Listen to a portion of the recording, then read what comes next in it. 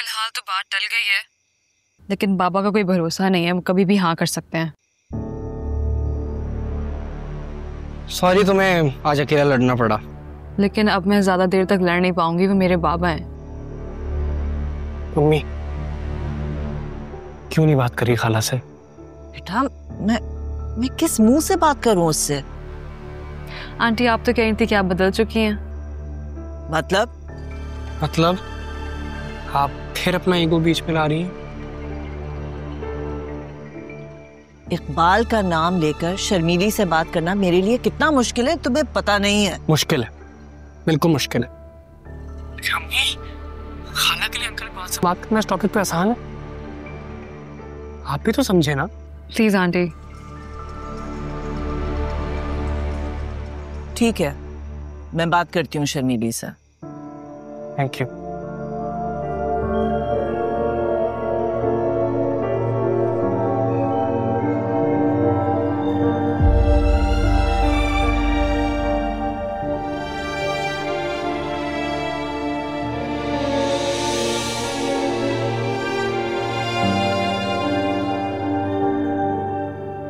रुखसती का वक्त हो गया है। तुम्हें वादा याद है ना अपना, जो निकाह के वक्त किया था?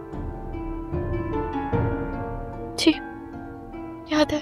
मेरी प्यारी बहन, जो बहुत फख्र है तुम पे। अच्छा, तुमने अपना सारा सामान रख दिया? कुछ रह तो नहीं गया?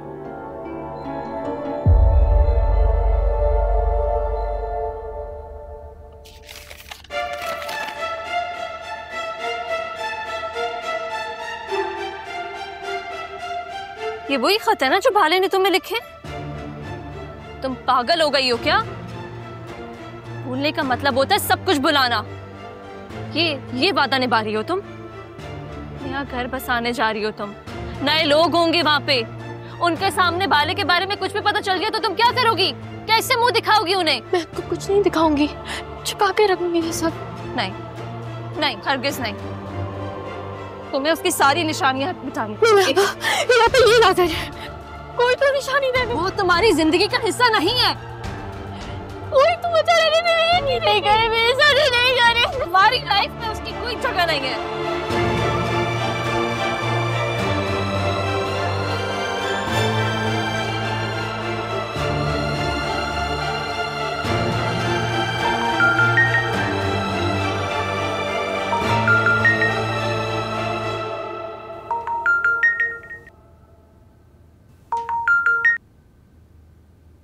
आखिरकार आपा, आखिरकार आपको भी प्यार के इस मुद्दे पे बात करने की जरूरत पड़ ही गई।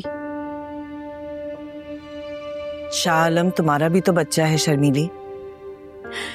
मैं भी तो आपकी बेटी की तरह थी। क्या आपने मुझे माँ बन के नहीं पाला? मैं अपने किए पे शर्मिंदा हूँ। शर्मिंदा नहीं, आप मजबूर हैं, क्योंकि आपके बेटे के दिल पे आपका काबू नहीं है। और हम जैसों का तो ना दिल होता है, ना ख्वाब, ना अरमान। मेरे किए की सजा शाह आलम को ना दो।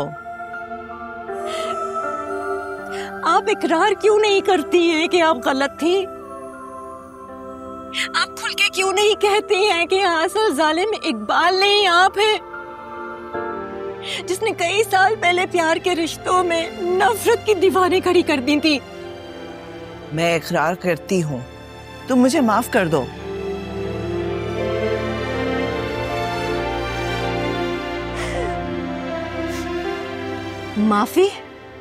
माफी तब बनती जब आपके बेटे को प्यार नहीं हुआ होता और आपको खुद से ये एहसास होता। तुम यकीन करो, मुझे एहसास है। सच में? क्या आप बता सकती हैं कि मैं कितनी रातें मर मर के जिंदा रही हूं? क्या आप यकीन से कह सकती हैं कि इकबाल भी अब तक सच में जिंदा होगा या अपनी लाश घसीट रहा होगा?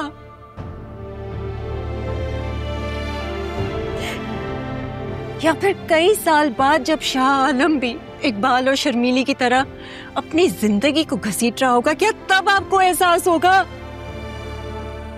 नहीं नहीं, बस कर दो, बस कर दो शर्मीली, खुदा के लिए।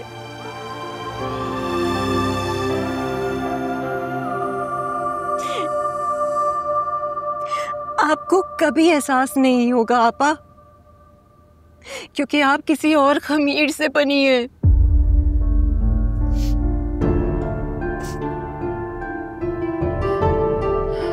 खैर, मैं बात करूंगी इकबाल से, लेकिन अगर वो नहीं माना तो मैं उसे मजबूर नहीं करूंगी।